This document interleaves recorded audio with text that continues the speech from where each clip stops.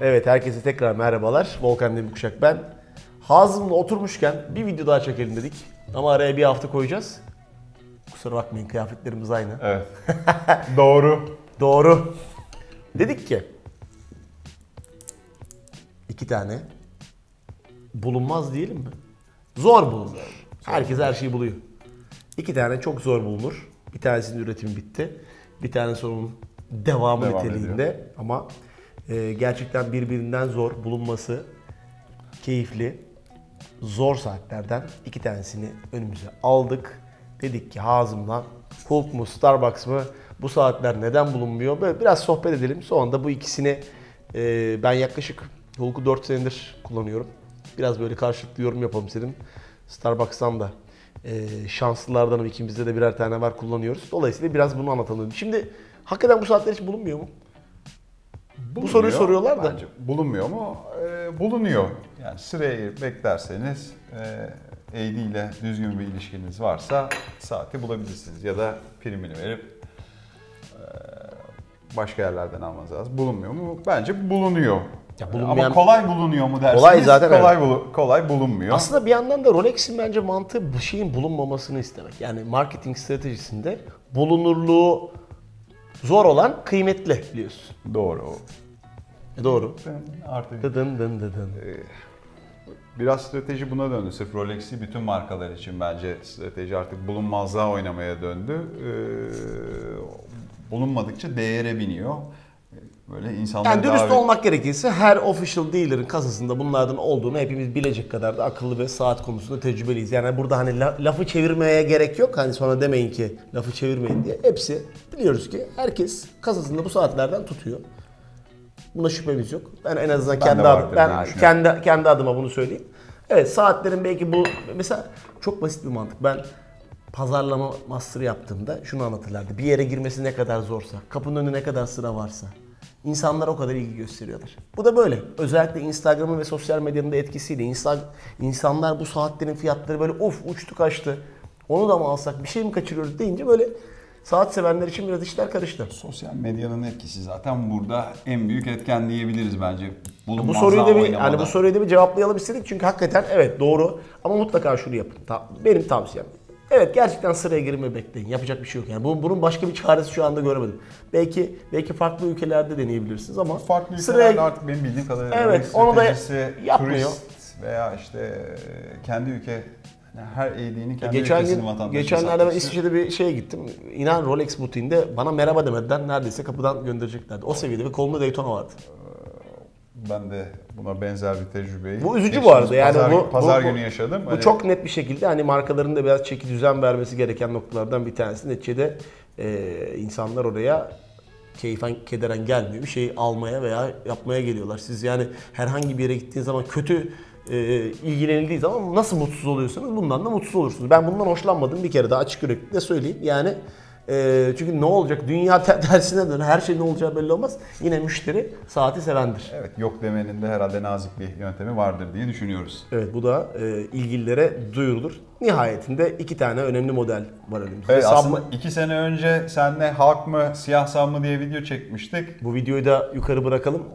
Arzu ederseniz izleyin. Hakikaten güzel, sade, basit ve o dönemin koşullarında bir videoydu. Birazcık daha şimdi şeyiz. Evet. Ben Halk'ın Sunburst kabzanını çok sevmediğimi söylemiştim. Aslında Rolex'te tam benim istediğimi yaptı diyebiliriz. Yani Volkan'la orta noktada buluşmuş olduk. Buluştuk. Yeni Kermit'te siyah kadran, yeşil bezelle. Şunu açar mısınız Azim Bey? Teknoloji her zaman bize yardım ettiği için burada önümüzdeki notları da artık dijital olarak fetheden bir model yaptı. Şimdi iki tane modelin artık bir detaylarını birazcık daha size anlatalım. Bir tanesi 116-610.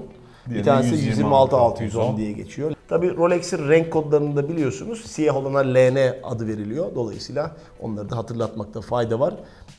Yenisiyle eskisi arasında aslında en temel fark, birinin içi tamamen yeşil, biri siyah.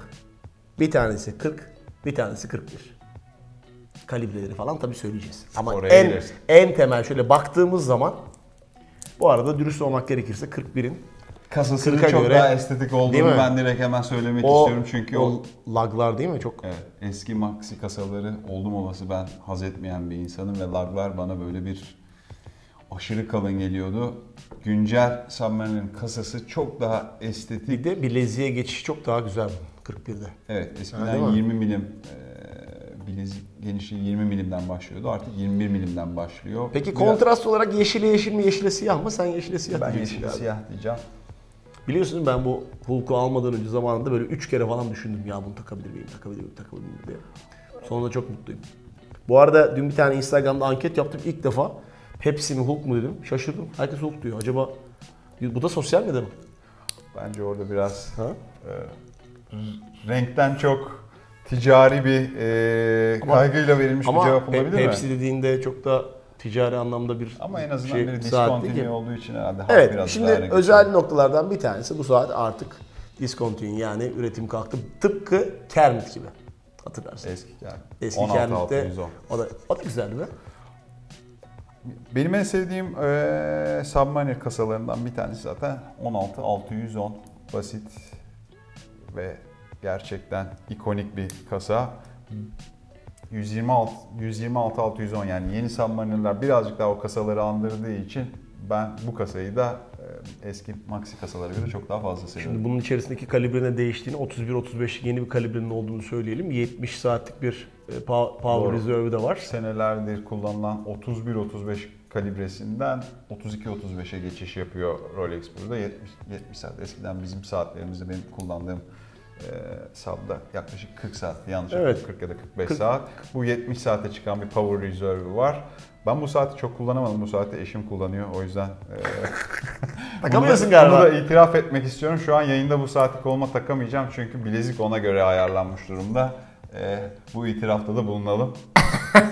Ama biliyorsun her zaman kadınlar kazanır. Evet, Azmıcığım. doğru. Bu Kasa arada kazanır. sevgili Ebru'ya da buradan da selamlarımızı iletelim. Bu saatin ona yakıştığını ama bence bir tık büyük durduğunu ben bir kere daha söyleyeyim. Siz istediğinizi söyleyin. Heh, ben ona söylemişim. Ne var? O seviyor o saati. O yüzden Peki Oyster ben Oyster, değil mi? Çok güzel. Oyster bilezik daha güzel. Tabii burada 21'den başladığı için bilezik toka kısmı eski jenerasyona göre birazcık daha kalın. Eski jenerasyonu kullanmaya eliniz alıştıysa genelde biraz kapatırken toka kısmı kaba geliyor ama yine her zamanki gibi ikonik bir Submariner Glide Lock Glide Lock, Oyster olan Claps. bir clasp var. Çok güzel. Şıkır şıkır. Bu ses çok güzel değil mi? Bu tabii bu aslına bakarsan Seviyoruz bu bunu saati. da hatırlatalım. Yani bileğinize yani hiç böyle bu arada belki hiç saatle alakası olmayan bir izleyicimiz için de bu aslına bakarsanız çelik bileziğin içerisinde hareket ettirilebildiğini, kolunuza göre birazcık daha ayarlanabildiğini de hatırlatmakta fayda Yanlış var. hatırlamıyorsam yaklaşık 1 santim mi? Evet evet. 1 santim civarında bir Gayet ayarlama de, yapabiliyorsun. gayet de güzel böyle. Bak mesela şu anda ben birazcık daha elime iyi otur. Peki nihayetine geldiğimiz zaman ikisinin de bulunur olduğunu düşünsen. Sen herhalde tarafını seçtin mi ya? Yapma ya. Ama şimdi ben sana bir şey söyleyeyim mi? Bilezik ve lagın geçişi olarak bu ama ben yeşili hala daha çekici buluyorum. yani Az önce ikisinin fotoğrafını çektim. İkisi de Starbucks gibi gözüküyordu bu arada. benim şahsi görüşüm, bu tamamıyla tabii benim şahsi zevklerimden kaynaklanan bir şey. Spor bir saat olduğu için, bir dalgıç saati olduğu için Sunburst Finish'in bir dalgıç saatin kadranına çok yakıştığını ben düşünmüyorum. Belki düz bir yeşil olsaydı çok daha keyifli olabilirdi ve ben çok daha fazla beğeniyor olabilirdim. Ama Sunburst olduğunda bunu söylediğim için kızanlar olacak tabii ki. Sunburst'u gerçekten çok seven, bu saatin gerçekten hastaları var. Ama Ben? Evet, bakınız Volkan. Ben şahsen Sunburst kadranının Tamam Evet, tamam. bir- Tamam ver bana saatimi geri. değişelim saatleri. Bir de dediğim az önce söylediğim gibi benim saatim 48 saat sonra ömrünü tamamlıyor. Seninki 70 saat. Ama zaten hep kolumuzda ya. Sıkıntı olmuyor. Bir şekilde takıyoruz. Ben takamıyorum. Ben takıyorum. Şimdi buradan bu arada birkaç tane öndeki notlardan da size bilgi de vermeye devam edeyim. Sen orada anlatacağım bir şey varsa. Bu arada bezenin rengi de birazcık daha değişti. Yani eski yeşille bence yeni yeşil bezen Daha arasında koyu biraz bir değil mi? ton farkı var. Evet. Tabii siyah kadranla belki uyumu için bunun birazcık değişiklik yapılmıştır. yeşilin çok ön plana çıktığını düşünüyorsanız bu saat sizin için birazcık daha uygun olacaktır. Çünkü sadece bezeli. Ama yeşil. doğru söylüyorsun. Mesela tamamen yeşili beğenmeyen kişiler de var. Yani hoşuna gitmiyor insanların. Siyah, yani İddialı siyah her bu. zaman birazcık İddialı daha bu. kullanışlı bir saat. Ama yine başa dönecek olursak arzu edersiniz Submarine'ın zaten 41 siyahı da var.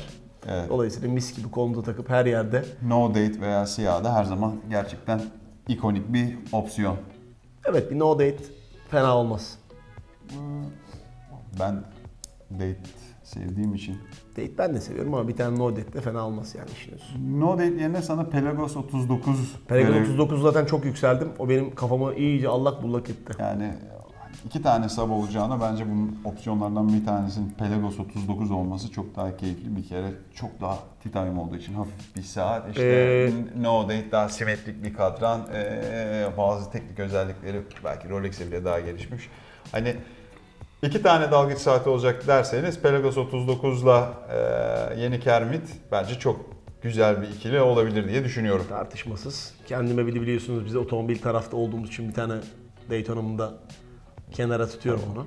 Bir tane Chopard takıyorum. Ya dürüst olmak gerekirse yurt dışındaki özel otomobil etkinliklerinde Daytona'yı takmaktan hoşlanıyorum. En sonunda Mille Miglia'da Chopard'ı takmıştım. O da mutlu ediyor beni. Bir programı da şeyle çekelim bence. Hakikaten özellikle Avrupa'da bazı şehirlerde işte Paris'te, Barcelona'da, İtalya'da çok tehlikeli.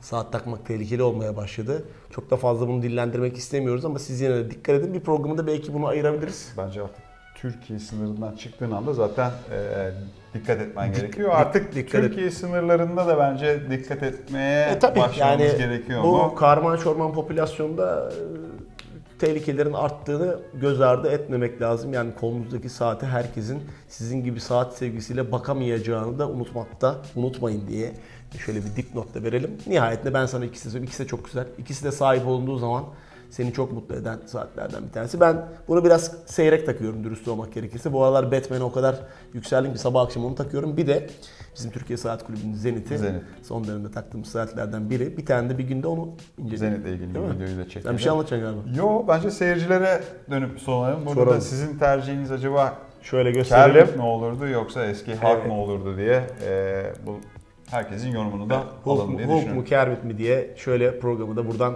noktalayalım. Siz anladınız. yok pardon.